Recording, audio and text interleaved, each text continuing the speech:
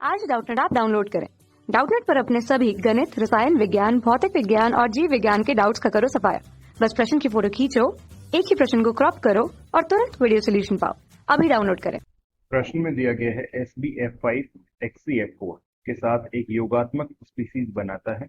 इस स्पीसीज धनायन तथा ऋणायन की आकृति क्रमशः ठीक है। सही उत्तर के चयन के लिए हमें 4 विकल्प दिए गए हैं, विकल्प ए, विकल्प बी, विकल्प सी तथा विकल्प डी। तो सबसे पहले तो बात करें कि इनके बीच में अभिक्रिया से क्या योगात्मक स्पीसीज बनती है, ठीक है ना। तो जब SbF5 और XeF4 में आपस में क्रिया होती है तो उसमें एक योगात्मक स्पीसीज बनती है जिसमें XeF3 प्लस और SbF6 एंटीमनी हेक्साफ्लोराइड माइनस यहाँ पर उपस्थित होते हैं, ठीक है। अर्थात इस स्पीसीज में धनायन कौन है, XeF3 प्लस है और ऋणायन कौन है, SbF6 माइनस है। अब हमें क्या बताना है, इन धनायन व ऋणायन की आकृति बतानी है, ठीक है। तो दोनों धनायन व ऋणायन की आकृति की यदि बात करें, इस कौन कौन से धनायन और ऋणायन है, एक है XeF3 प्लस और दूसरा है SbF6 माइनस, ठीक है। दोनों धनायन और ऋणायन की बात करें, यहाँ पे यदि केंद्रीय परमाणु की बात करें दोनों में, तो यहाँ पे केंद्रीय परमाणु कौन है, जीनोन, ठीक है ना। जीनोन जो कि 18वें समूह का क्या है, एक तत्व। इसके संयोजी कोष में कितने इलेक्ट्रॉन होते हैं, इसके संयोजी कोष में 8 इलेक्ट्रॉन होते हैं, लेकिन एक धनावेश है तो अर्थात अपन बोल सकते हैं इसके पास 7 इलेक्ट्रॉन है, ठीक है ना। आकृति को अनुमान लगाने का आसान तरीका क्या है, अब 7 इलेक्ट्रॉन में से यहाँ पे फ्लोरीन कौन से वर्ग का समूह है, 17वें समूह का तत्व है। इसके संयोजी कोष में कितने इलेक्ट्रॉन होते हैं, 7 इलेक्ट्रॉन होते हैं। अर्थात हम कह सकते हैं कि प्रत्येक फ्लोरीन को इसका अष्टक पूर्ण करने के लिए 1 इलेक्ट्रॉन चाहिए। तो जीनोन में जो 7 इलेक्ट्रॉन है उसमें से यहाँ पे 3 फ्लोरीन है, तो 3 इलेक्ट्रॉन तो किसमें आ जाएंगे, फ्लोरीन के साथ साझा हो जाएंगे, अर्थात 3 बंद युग्म यहाँ पे बन जाएंगे इसके कारण, ठीक है। 3 बंद युग्म बन जाएंगे और उसके बाद 3 इलेक्ट्रॉन साझा करने के बाद जीनोन के पास 7 में से यदि 3 घटा दे तो 4 इलेक्ट्रॉन बचते हैं, अर्थात 2 एकाकी इलेक्ट्रॉन युग्म, 2 इलेक्ट्रॉन युग्म जो है वो एकाकी इलेक्ट्रॉन युग्म के रूप में उपस्थित रहेंगे। तो हम कह सकते हैं कि यहाँ पे कुल इलेक्ट्रॉन समूहों की संख्या कितनी होगी, 5। अतः इसका संकरण क्या होना चाहिए, अतः इसका संकरण होना चाहिए sp3d, ठीक है। अब sp3d संकरण में यदि बात करें हम ज्यामिति, तो ज्यामिति किस प्रकार होगी, इसकी आकृति किस प्रकार की बनेगी।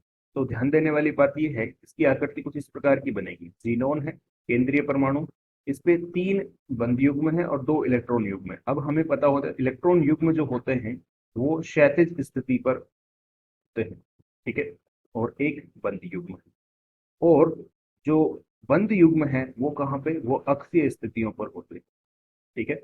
इस प्रकार से हम कह सकते हैं कि ये 2 एकाकी इलेक्ट्रॉन युग्म और एक फ्लोरीन अणु जो है ये एक तल में रहेंगे, जिस तल के एक तरफ एक फ्लोरीन परमाणु है, दूसरी तरफ दूसरा फ्लोरीन परमाणु।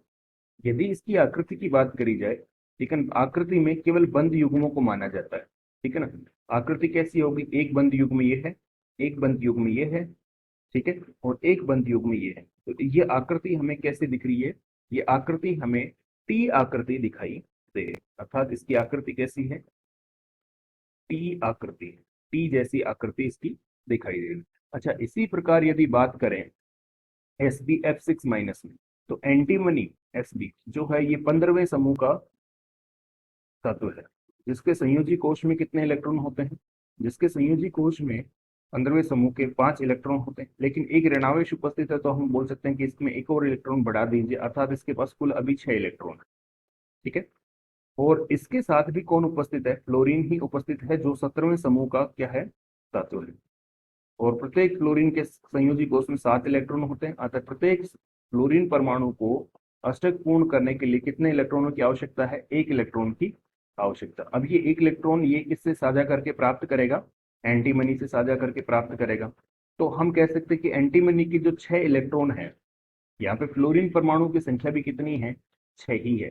तो हम बोल सकते हैं कि प्रत्येक इलेक्ट्रॉन जो है एक फ्लोरीन के साथ साझा होगा, अर्थात यहाँ पर 6 बंद युग्म बनने वाले हैं, 6 बंद युग्म बनने वाले हैं।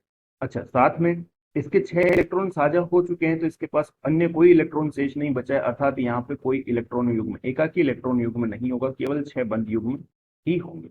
यदि 6 बंद युग्म होते हैं तो हम बोलते हैं कि संक्रमण जो होगा वो होगा sp3d2, और sp3d2 संकरण में यदि 6 बंद युग्म उपस्थित हों, ठीक है, तो sp3d2 में क्या होगा, एंटीमनी, इसकी जो आकृति होती है, ज्यामिति होती है, वो कैसे बनती है, अष्टफलकीय बनती है, जिसमें 4 फ्लोरीन परमाणु एक तल में रहते हैं, ठीक है, और एक फ्लोरीन परमाणु इस तल से ऊपर की तरफ और एक फ्लोरीन परमाणु इस तल से नीचे की तरफ 90 डिग्री के कोण पर रहता है। इस पूरे अणु पे क्या है, इस पूरे अणु पर एक ऋणावेश है। आप चाहें तो इस ऋणावेश को आप एंटीमनी पे भी लिख सकते हैं, ठीक है ना।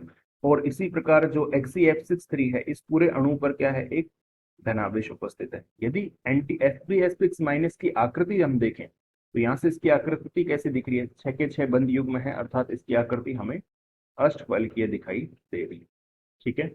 अब दिए गए विकल्पों पे विचार किया जाए तो धनायन XeF6 की आकृति कैसी है, टी आकृति है, और ऋणायन की आकृति अष्टफलकीय, अर्थात इस प्रश्न का जो सही उत्तर होगा वो होगा विकल्प बी। कक्षा 6वीं से 12वीं से लेकर नीट, IIT, JEE वो एडवांस के लेवल तक 1 करोड़ से ज्यादा छात्रों का भरोसा। आज ही डाउनलोड करें डाउटनेट ऐप या व्हाट्सएप करें अपने सारे डाउट्स 8400 400 400 पर।